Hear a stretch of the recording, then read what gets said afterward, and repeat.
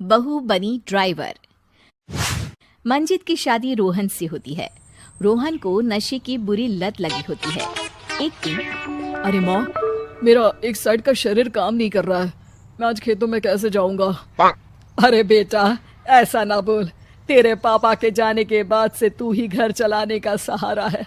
मैं डॉक्टर को बुला लाती हूँ। देखिए बहन जी, रोहन के शरीर के एक साइड में लकवा है। अब वो कभी ट्रैक्टर नहीं चला पाएगा। घर में मनहूसियत का माहौल हो जाता है। लीजिए माँ जी, रोटी खा लीजिए। अरे बेटा, मुझे तो भविष्य की चिंता हो रही है। मेरा एक ही बेटा है और वो भी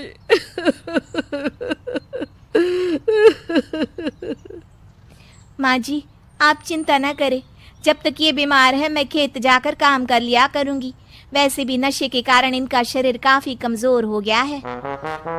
अगले दिन मंजीत खेत में जाकर काम कर शाम को घर लौटती है। ये ले बेटा, पानी पी ले। कैसा रहा काम का पहला दिन?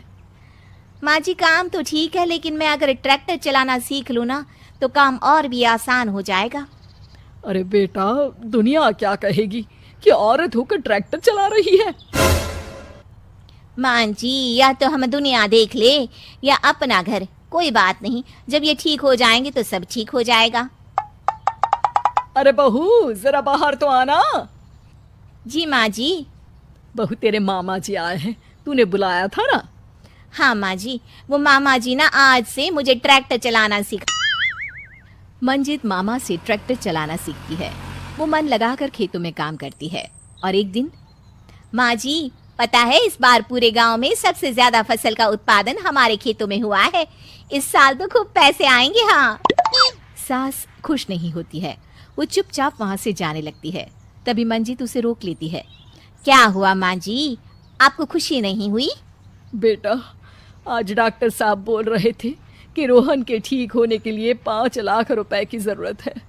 समझ नहीं आ रहा क्या करूं। मंजित शांत हो जाती है।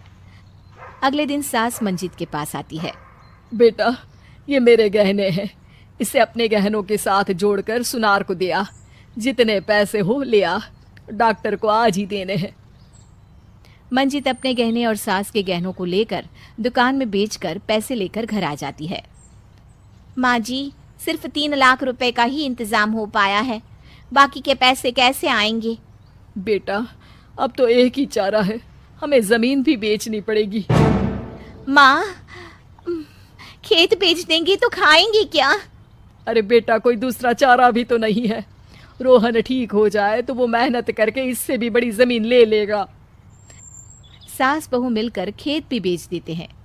अब पूरे पैसे लेकर सास डॉक्टर के पास जाती है। डॉक्टर साहब, ये लीजिए सारे पैसे। बस किसी तरह मेरे बेटे को ठीक कर दीजिए।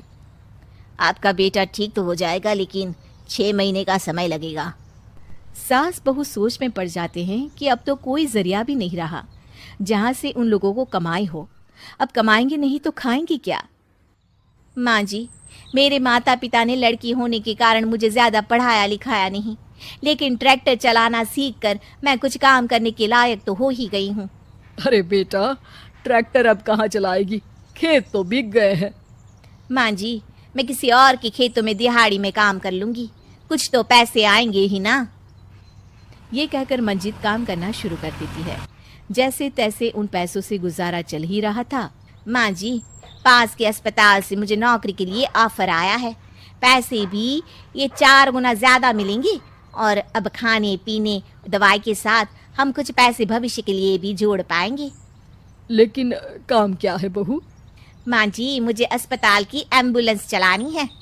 अरे, तू तो मेरी बहू नहीं, बेटा है। बेटा, जरूर जा बेटा।